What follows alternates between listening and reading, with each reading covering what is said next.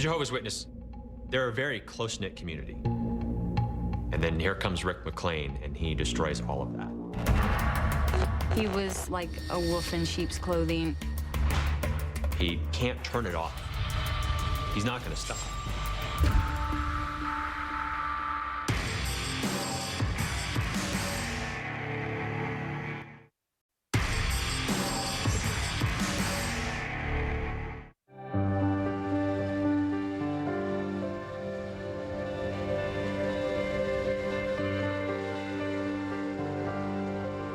The first time I met Rick McClain was at a meeting at the Alpine Congregation of Jehovah's Witnesses. He was a ministerial servant, so he had privileges of helping the elders maybe read during the meeting.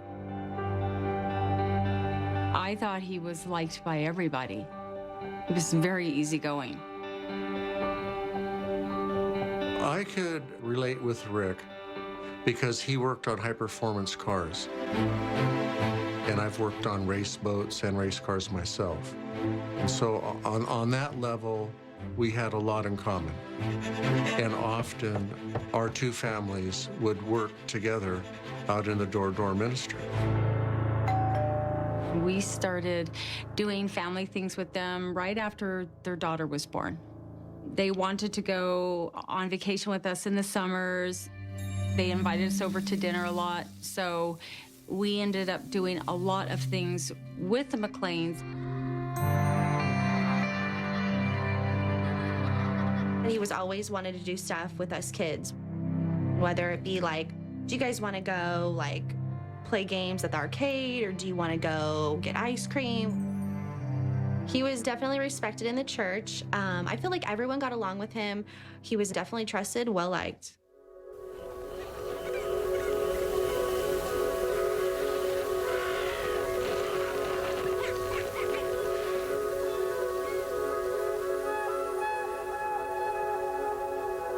I remember when it started, he would always have my brothers and I, do you guys want to come spend the night? So we would spend the night frequently.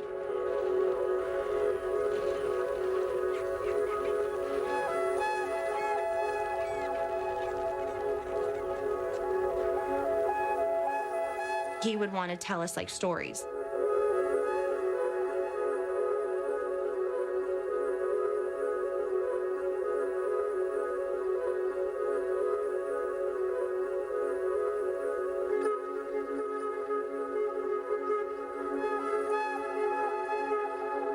As time went on, that's when he started molesting me. Basically right in front of my brothers, but they didn't even know it. I mean, lights were off and no one knew what was going on.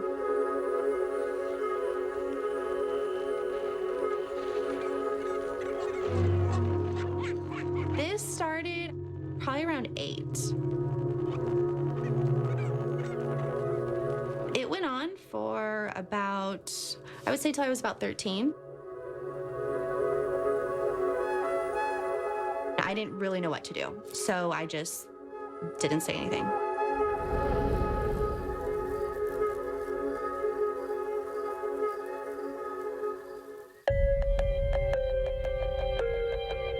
Pedophiles have a compulsion that they can't deal with. They will risk family, fortune, reputation to satisfy that narcissistic desire.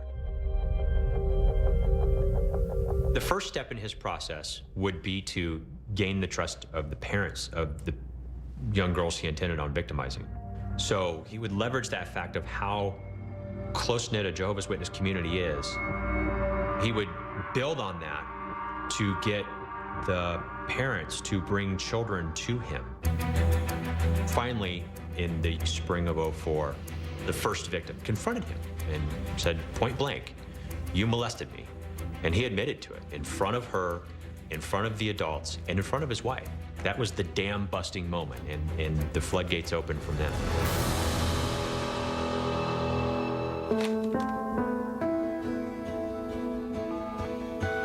Nancy McClain called me and told me someone had come forward and told them that she had been molested by Rick. I says, oh, don't worry, we love Rick. I actually remember doing that. But then I think I realized it sunk in. She said, you need to talk to your daughter.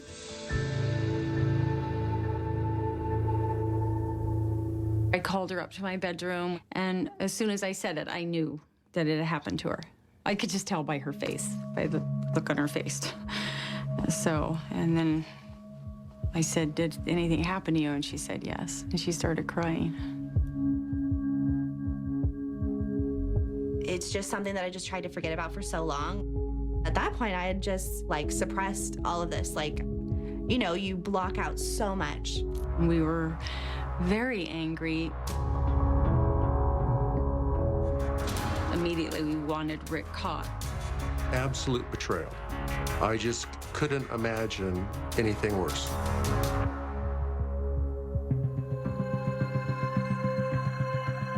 More victims started coming forward through summer of 2004.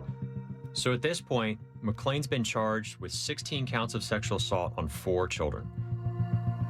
Rick McLean's family left him. They packed up all their stuff and moved out and left him on his own. He wrote us a letter apologizing to us and asking for us to remember the good Rick. But I really feel there was no good in him. He started liquidating his businesses, sold off race cars, sold off the properties that he owned. And I kind of believe he had a plan for a long time. He, some level, knew this day was going to come.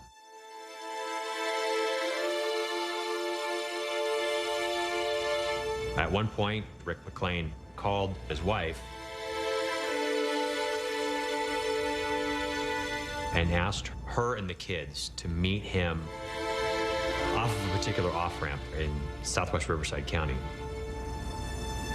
They went out there and they met, and he said something along the lines of, I can't go to prison, so the easiest thing for me to do is just to get out of everybody's life, so I'm gonna disappear, you're never gonna see me again.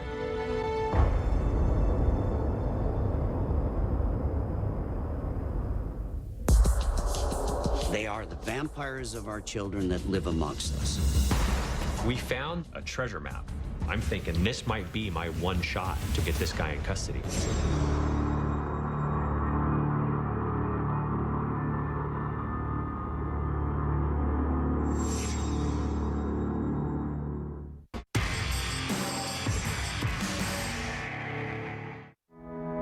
Rick McLean was revealed as a molester. I could not believe that as hard as we had tried to give our kids a good life, that these things had happened. It destroyed my family. I mean, how would it not? Just basically because of this sick individual.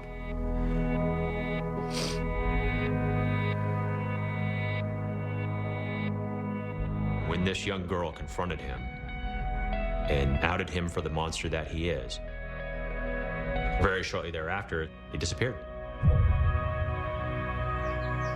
One morning, his father-in-law wakes up.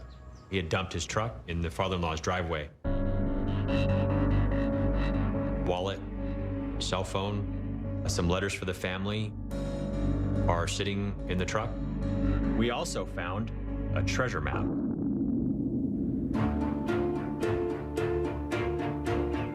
There was a schematic on it. There was instructions about where to find this buried container. And McLean wrote this cryptic note to his family. Said, if something happens to me, someone will contact you and tell you where to find the house where this treasure's buried. So on the map, there was a number, 614. We knew it was part of a house number. We weren't sure that we had the complete number. We had no idea what street it was on, didn't know what city it was in, or even what state it was in. We looked and looked and looked and worked with the Postal Service and looked at maps. We're never able to really break the code of the map. We were analyzing his last business transactions, and we were able to account for everything except for one car. It was described as a 3/4 scale replica 1955 Chevy race car, pretty unique car. And I was actually able to backtrack all the way to the guy who originally built the cars and lives down in Florida. He calls me and says, hey, this guy over in Daytona Beach has one of these cars. So I get a hold of that guy, and he says that he bought the car from this dealership in Georgia. Well, I talked to the guy in Georgia. He bought the car from an auction in Arizona in 2005. Now I'm excited because this falls into my timeline. So I end up with this huge stack of paperwork from all of the auctions that happened in Scottsdale in 2005. Found the car, pulled the information. I didn't recognize the name, but as soon as I read the address, it was the biggest, most exciting moment of the investigation. Oh my God, I decoded the treasure map because the address was the parcel from the treasure map. Perfect, absolute match for the sketch that he had left behind in the truck. I'm thinking this might be my one shot to break this thing open and get this guy in custody. What we found was just a retired guy living by himself in this house. They showed me a picture, and they said, do you know this person? And I knew it was McLean. A longtime neighbor brought Rick to my house, and Rick was going through a divorce. I invited Rick to stay in the spare bedroom. I didn't know he had a different side. I only feel badly that I helped perpetuate his freedom. It's really sad how these guys work society, how they are able to exist amongst us and constantly count on the charity and goodwill of people. We used the map to identify the exact spot on the side of the house where McLean had indicated on the treasure map that something was buried. We called in a special forensics team. Unfortunately, when they dug it up, there was nothing there, but there was an indentation in the ground that showed that a container had been buried there, just as he described in the treasure map. Our best guess is that he hid some money or maybe some other important documents in there to try to keep him away from law enforcement. Once he decided to leave the house where he was staying, he dug it up and took it with him.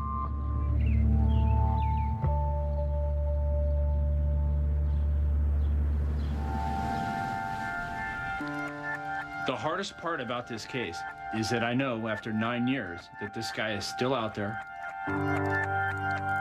His use for the Jehovah's Witness church was his access to victims. There are several other churches and organizations in the country that would take him in, that would give him similar access to victims. What most people don't understand about pedophiles is the depth of their cunning.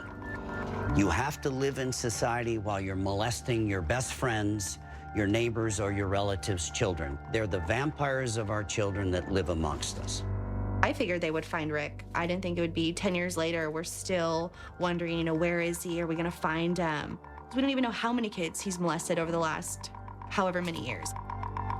Best case scenario that could happen is he's caught as soon as possible, trial, life in prison. And prison population has a way of taking care of business. Rick McLean enjoys camping and is a fan of traditional country music. He's a night owl. If you've seen Rick McLean or have any information as to his whereabouts, please call 1-866-THE-HUNT or go online at cnn.com/thehunt. You can remain anonymous. We'll pass your tip on to the proper authorities, and if requested, we'll not reveal your name. I don't even have dreams of this.